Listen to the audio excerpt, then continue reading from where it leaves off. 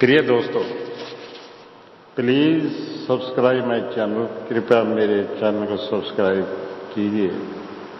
आपकी बहुत ही ज़्यादा कृपा होगी और इसके लिए मैं आपको बहुत थैंकफुल रहूँगा।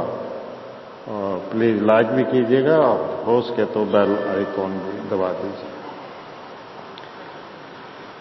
कहानी सुनिए एक और नई।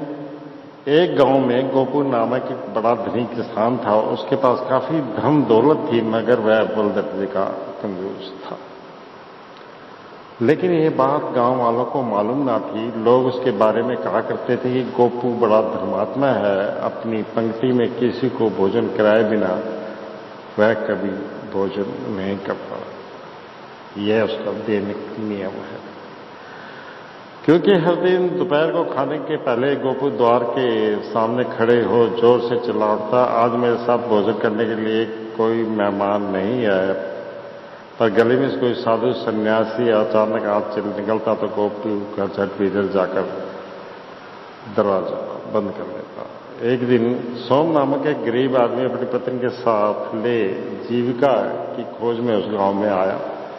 गांव में दरियाफ्त करने पर सोम को पता चल गया कि गोपू बड़ा धनी और उदार है, उससे मांगने पर कोई ना कोई काम मिल सकता है।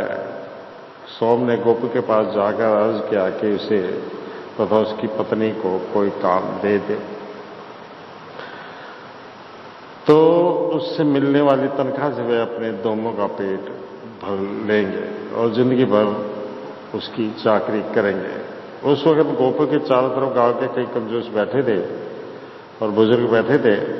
उनके सामने अपनी इज्जत बचाने के लिए बचाने के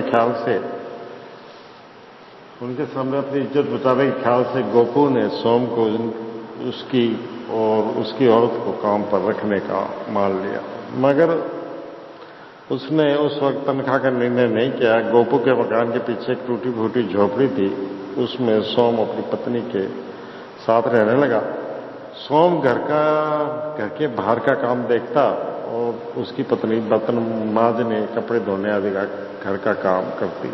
उन दोनों से बेगारी लेते हुए गोपू उन्हें बहुत कम तनख्वाह देता था।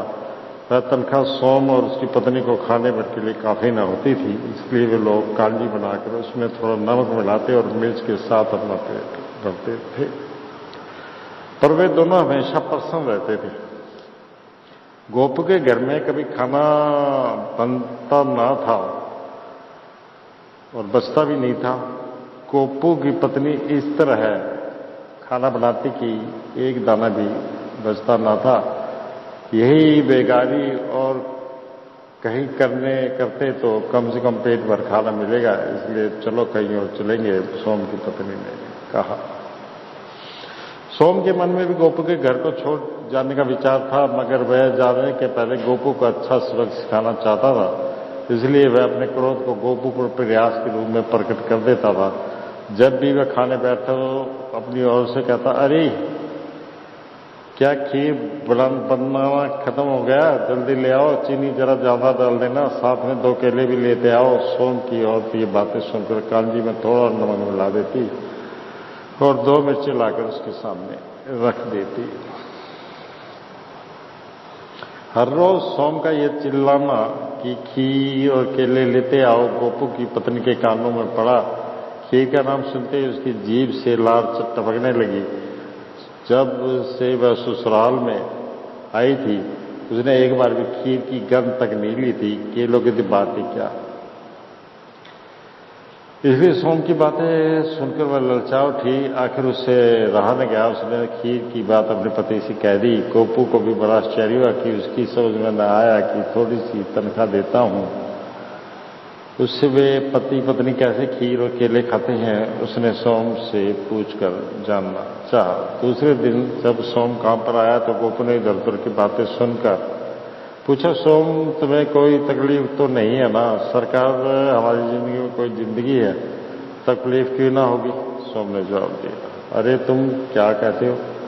रोज खीर और केले खाते हो और अपने को तकलीफ में फंसे बताते हो, ये कैसी बात है? मैं तुम्हारी बातों पर यकीन नहीं कर सकता।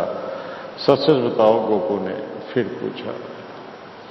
ये बात है सरकार, हम जैसे लोगों के लिए वही चीजें आसानी से मिल जाती हैं। हम तो खीर खाते हैं और मेरी औरत बड़ा अच्छा बनाती है, सोम ने कहा। ओह, तब तो खीर बहुत कम खर्च में बनवाने वाली चीज है, गोपू ने अपने मन में सोचा। उसके कुछ दिन बाद गोपू के घर उसकी बेटी की सगाई के निमित्त पड़ोसी गांव से वर के साथ करीब 10 लोगों के साथ आए।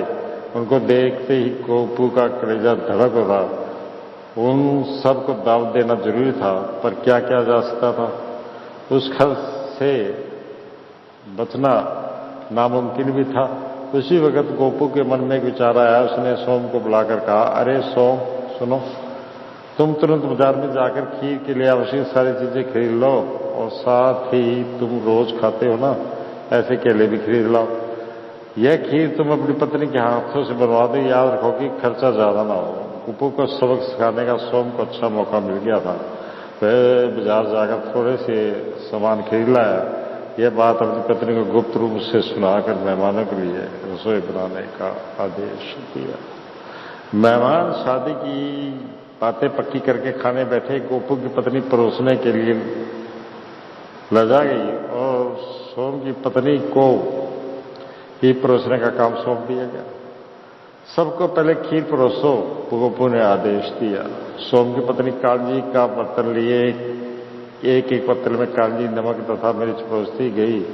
अपने पत्तल में उन चीजों को देखकर वर के पिता का चेहरा एकदम लाल उठा। गोपू ने अतिथियों का चेहरे के भाव देखकर आश्चर्य में पड़कर कहा, अजी आप क्यों सोच रहे हैं? ये खीर है, मैंने आप लोगों के लिए विशेष रूप से बनवाई है। ठंडा होने से पहले ही पी लीजिए, वरना अच्छा ना होगा। वर का पिता क्रोध में आकर उठ खड़ा हुआ और गरज उठा, तुम भी कैसे बलमानुस हो? हमारा अपमान करना चाहते हो? तुम्हारे साथ हम संबंध जोड़ लें तो हमारी इज्जत मिट्टी में मिल जाएगी। कांजी परसुआ कर खीर बताते हो? इस तरह खरी खोटी सुनाकर सबको अपने साथ लेकर वे चले गए। ये बात मिनटों में सारे गांव में फैल गई। गोपू को सोम और उसकी पत्नी पर बड़ा क्रोध आया और सोम को डांटते हुए कहा, अरे दुष्ट, तुमने अपनी पत्नी के हाथों से खीर बनाने की बात बताई, कालजी बनवाकर मेहमानों के बीच मेरा अपमान करते हो। यहाँ पर इकट्ठे हुए लोगों ने सारी बातें जान ली है। सोम ने शांति के साथ जवाब दिया, क्या तुम नहीं जानते जिसके खाने का कोई चारा नहीं है उसके लिए कालजी की खीर होती है? तुम मुझे जो तनख्वाह देते हो उससे कालजी को छोड़ हमें खीर कहां से आ सकती है? तुमने वही खीर बनवाने को कहा जिसे हम रोज पीते हैं, इसमें भला हमारा क्या दोष है? गोपू को लगा मानो उसका सर काट दिया गया हो। गोपू को सोम ने अच्छा सबक सिखाया था। इस पर सारे गांव वालों ने सोम की तारीफ की। तो दोस्तों, ये एक मक्खी चूस इंसान की कहानी थी, सुनिएगा और मेरे चैनल को प्लीज सब्सक्राइब कर दीजिएगा। आपका बहुत बहुत शुक्रिया होगा।